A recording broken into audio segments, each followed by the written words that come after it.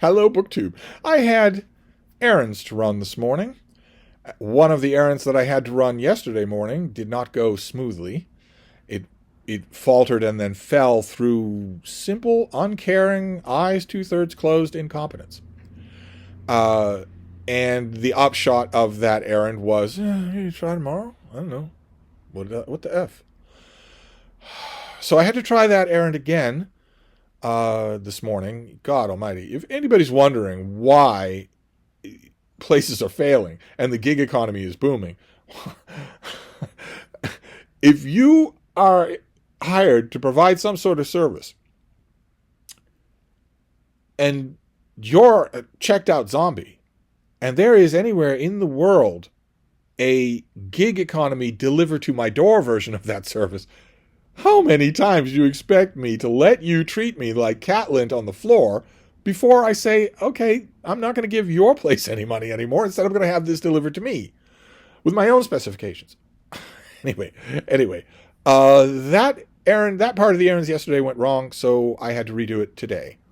Believe it or not, and I'm coming so that I'll believe anything, it went wrong today too. But that's a story for another day. However, it took me downtown. It took me to downtown Boston. And I figured, when I was so irritated, well, it's been a long time since I went to the Brattle bookstore. The Brattle bookstore is right there in downtown Boston. They're a great used bookstore with a huge lot of sale books outside. It was a nice, crisp, breezy morning. So I went. I ended my long Brattle Bookshop fast, and I went, and I got a pile of books. And I want to show them to you. Talk about them a little. I got one paperback. One. Out of all these books, I got one paperback. All the others are incredibly heavy hardcovers. But what a paperback. I did not know this existed. I didn't know this existed. This is the paperback of Marion Turner's biography of Chaucer, A European Life. Look at that. I saw that on the shelf and thought, what the? Princeton University Press, of course, never sent me this. They sent me the advanced copy and they sent me the finished copy, but university presses usually don't send you the paperback. I saw it. I pulled it off the shelf and thought, I'd long since got rid of that advanced copy. I've long since got rid of the hardcover, but I really liked the book. I praised it. I also pushed it to a lot of reviewers. A lot of mainstream reviewers got strongly encouraged, let's say, to review this book because of me. So I thought, wow, I wonder how many of those mainstream reviewers actually reviewed this thing. And who did I find? Me. I also am quoted on the paperback, so now I'm extra glad I have it. I would have grabbed it anyway. So that was the paperback that I got, was Marion Turner's biography of Chaucer.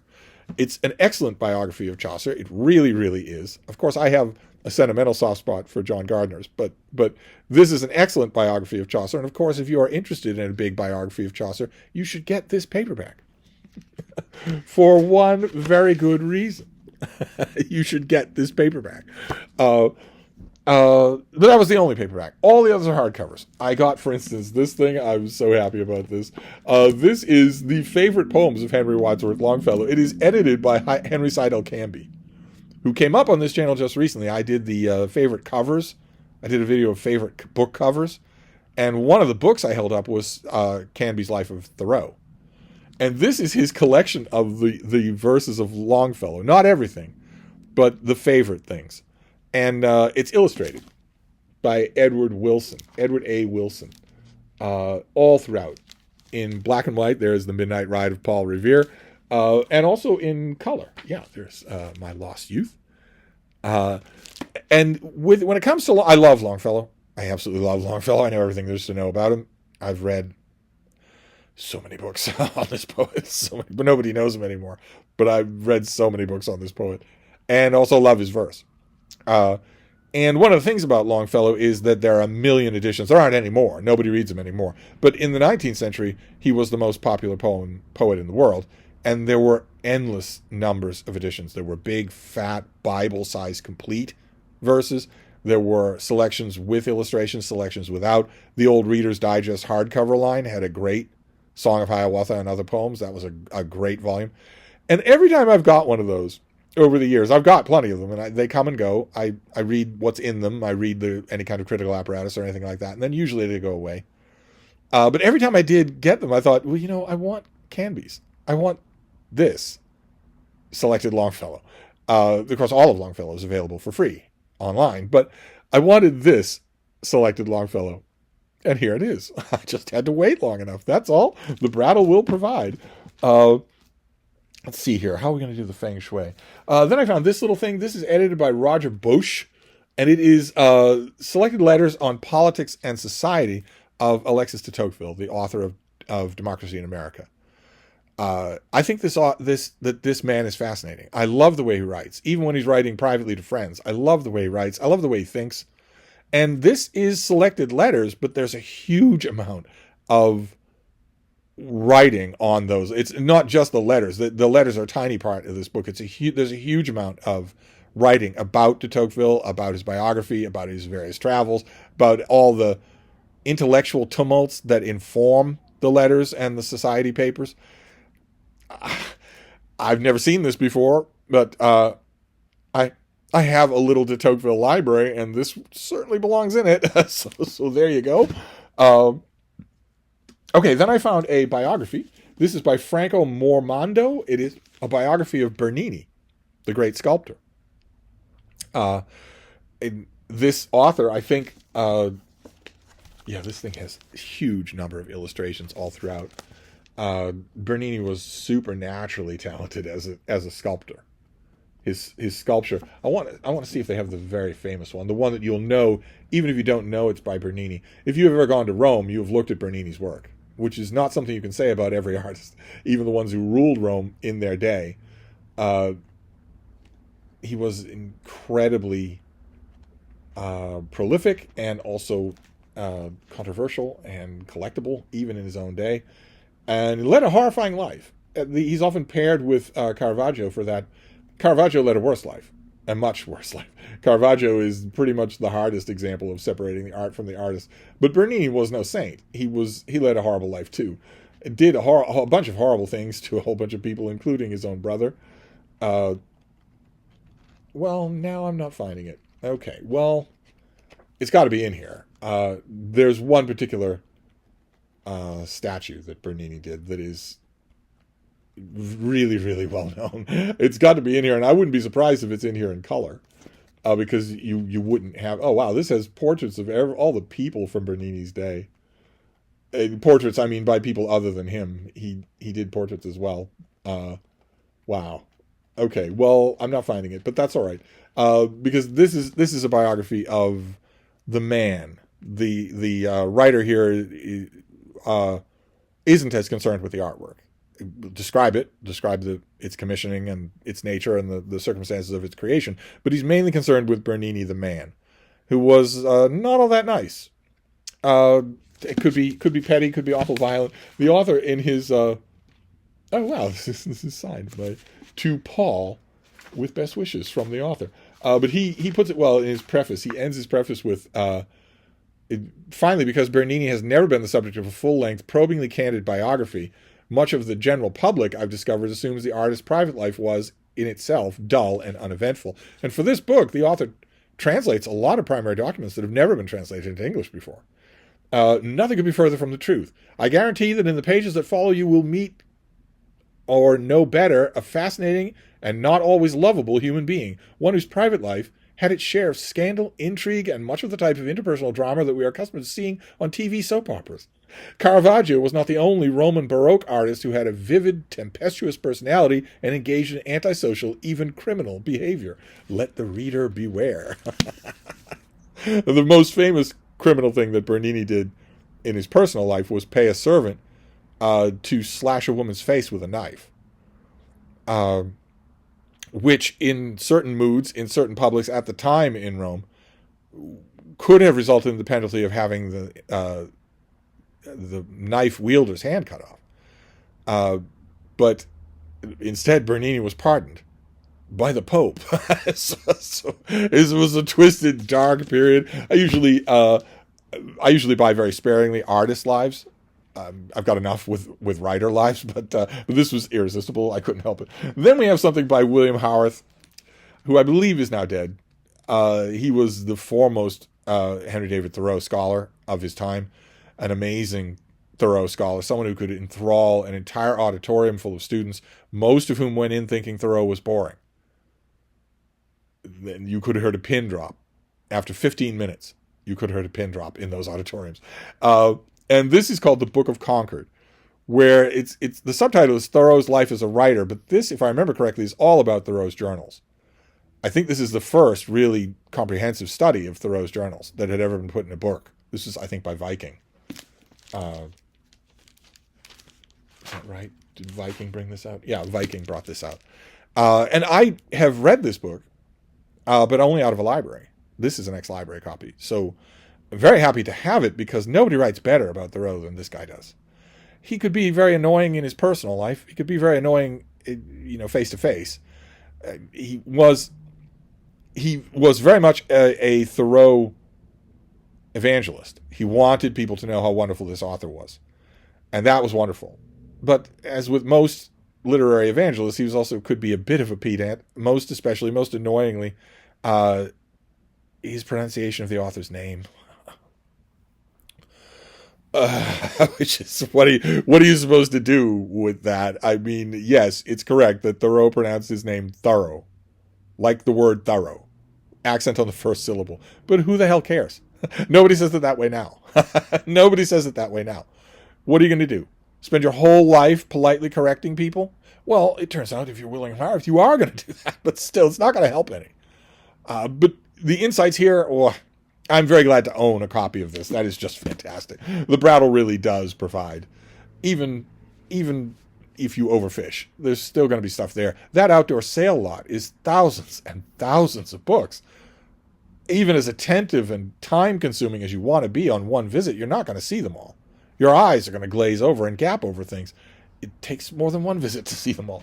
I found this thing. This is fairly recent. I got a copy of this. We saw this on this channel. I think this is from 2019. This is David Potter's book, The Origin of Empire, which takes you all along the period that Edward Gibbon described as the happiest period in all of human civilization, from the end of the Republic through to the Spanish emperors, to Trajan and Hadrian. Not a big thing, but I could swear that I read and reviewed this. I'll have to check. I'll have to check myself. I'll either Google it or I'll ask David Murphy. But I knew as soon as I saw it that I didn't keep it. We probably saw this. I probably hauled this back in 2019. But now I have another copy, and it adds to my burgeoning Rome collection. I will reread it. This thing, speaking of David Murphy, this is something I think might end up with him and not with me, the more I look at it. This is by Alice Hanson Jones, and it's called Wealth of a Nation to Be. So not Wealth of Nations. Wealth of a Nation to Be. It is the American colonies on the eve of revolution.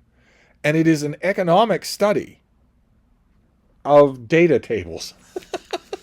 There are data tables all through this thing. So what I impulsively grabbed as an American Revolution book, I don't know. Let's see what this is. On the eve of the American Revolution, what was the nature of the wealth of the American people? Until now, the answer to this question, which is essential to the analysis of economic growth and social structure during and after British rule, was problematic. This book provides the first fully reliable portrait of wealth in the American colonial economy, based on probate records. The author's study applies modern statistical techniques to reveal colonial wealth patterns. So I might be sending this to David Murphy, get him to be an American Revolution guy, but I'll see how much I can glean from it myself. Then I found this author I ought to like. I know that, but I don't. I have never liked him, not even his big breakout book. And I remember reading about this thing, but I'd never seen it before. It's exactly the kind of way in that I usually take to an author that I have traditionally not liked through no fault of their own. I don't think it's his fault. I just think we've never really been on the same wavelength. The author is J.P. Donleavy. And if you're going to like anything by this author, you're going to like The Ginger Man, which was, it was his first novel. It was a gigantic success. Has continued to be a gigantic success. I'm pretty sure it's still in print, at least from the folks at New York Review of Books, but probably elsewhere as well. I've never liked it. I've read The Ginger Man, I think, 3 times. I've just never saw what the fuss was about. All the others, the Beastly Beatitudes of Balthazar B. and all the others, I've never got this author. Thought that his scatological humor was dumb, Thought that his non-scatological humor was dumb. I thought that his prose was a little bit flat. Maybe a little bit, look at me, ma, I'm writing. So I'd never seen a copy of this thing in the wild before, so I grabbed it. This is nonfiction. This is the unexpurgated code. It's a mock style guide to all sorts of life's vicissitudes. Let's read some of them and see. Use rules in social climbing. Upon embellishing the area in which you reside. Upon your residence's appurtenances. Plate and knife licking. Shaving. Baldness. Dentures. Cannibalism. I should like this. I should like this author. I will see. I will give him a try with this, and if this finally jives our humor, then I can move on. At the very least, I should try The Ginger Man again. To go through life not liking that book when everybody else in the world did, it seems a little wrong. And then this last thing, a few times the aforementioned David Murphy has mentioned that he really likes H.L. Mencken, and it's always been in the context of a little bit of a disagreement because I don't like Mencken. I've never liked Mencken. He's always struck me as dumb and pedantic, which is a really bad combination. and so every time I see, his anthologies or big anthologies by other people of his work, I always think, maybe next time. Maybe next time. And that bothers me, of course. It bothers me that I might be missing out on something, that I might need to reassess somebody. And so I saw today a big Mencken book that I remember finding interesting. I was trapped underneath a sleeping person one time, a long time ago, when this book was within reach. A battered copy without a dust jacket was within reach. I didn't want to wake up the person involved, so I just read through the book. And it wasn't just Stockholm Syndrome. I actually did find myself enjoying it. And I sort of made a mental note, the next time you see a copy of that with a dust jacket, get it and give it a more concerted examination. I did this morning. It's this thing. It's a new dictionary of quotations by H.L. Mencken. You've got this, which I will significantly clean that up, and I will put covering over this. But it's a quotation book along the lines of Bartlett's familiar quotations, but it's so much more than that.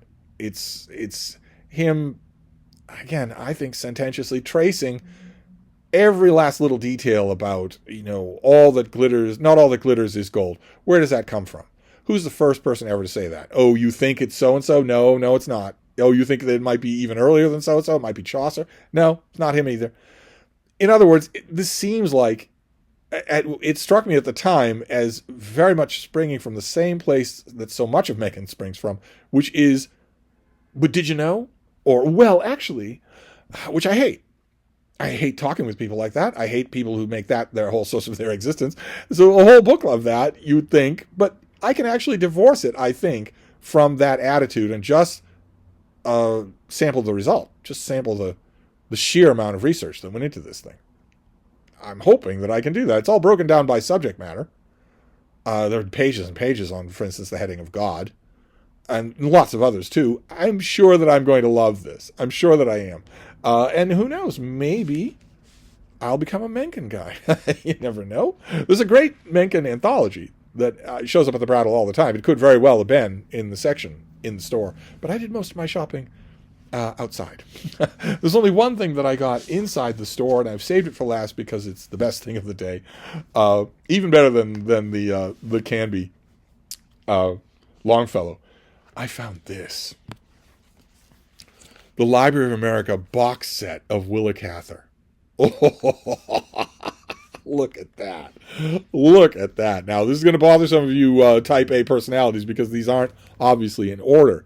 You have the later novels, stories, poems, and other writings, and then earlier novels when it should be, these two should be together, and then this. But nevertheless, I have had individual volumes of these, especially this middle one, from time to time, but I'm a sucker for a box set, and this is just lovely. So now I have all of this in one place. I don't have to worry about anything else, about finding things or having them, flopping all over the place. And this is an open call. to read Willa Cather, to reread Willa Cather from start to finish, to start with the earlier novels and just work my way through. It's an open call to do that. And I'm okay with that, because I have occasionally been harsh on Willa Cather, and I shouldn't be. Especially since I read, years ago, I read a collection of Willa Cather's letters that was incredibly good. It really, that was the time when my hands were most hot to find this set. I didn't years past, but now I have it. And I really think I'm going to use it. I think I'm going to, not in 2025, but I could see myself really sinking into Willa Cather. Read that letter collection again. Maybe read a couple of the really good biographies that I've read of her. Read those again. Maybe there's a big volume of critical pieces of something or other that I could do, not by her, but about her. And then there's this, all of this. How incredible. So that was the find of the day. That was just so much fun. So there you go. There's another Brattle book haul. It had been a while since I went to the Brattle, so I felt that I was owed. I felt that I'd find all sorts of new stuff, and I did. So what do we got here? We've got H.L. Mencken, his quotation dictionary, all spotted with age on the spine, spotted with age on the papers. I will clean it up as best I can. It will look new. We found The Unexpurgated Code by J.P. Donleavy. A little bit of a guilt buy, because I feel like I have not done this author proper. We have The Wealth of a Nation to Be, an economic study of the colonies on the eve of the American Revolution. We have The Origin of Empire, the beginnings of the empire from Julius Caesar and Augustus to by the time Trajan and Hadrian came around, the empire was a settled thing. We have The Book of Concord, a study of Henry David Thoreau as a writer, specifically in his journals. We have a biography of Bernini, pretty much the only one that I will have read, I think. Collection of heavily annotated letters and speeches by Alexis de Tocqueville. How wonderful. We have Henry Seidel Canby's selections of the poetry of Longfellow, heavily illustrated.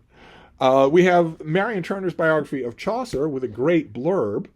And finally, we have the Library of America box set of Willa Cather.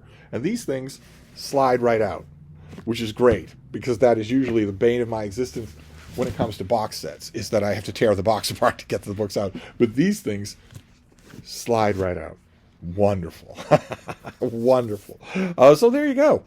Once again, I made a silk purse out of a sow's ear. Once again, I made lemonade out of lemons. I was confronted with slack-jawed incompetence. No other way to put it. I know that makes me sound like a crank, like an old man, but I was presented with slack-jawed incompetence. You were supposed to do X. Yeah. Did you do X? Not really, no. Okay. I'm here now because you told me you would do X, and you didn't bother to do it. Is that getting through? I came all the way here. I wasn't coming here ordinarily. I came all the way here. I have money. You said you would do it, and there was no point at all. No point at all. But who knows? Who knows if it'll fix itself tomorrow? We shall see. I will let you know. I will keep you posted. But in the meantime, I got a lot of great books out of the deal, so I can't complain. So I will wrap this up for now, and I'll be back. Thank you, BookTube.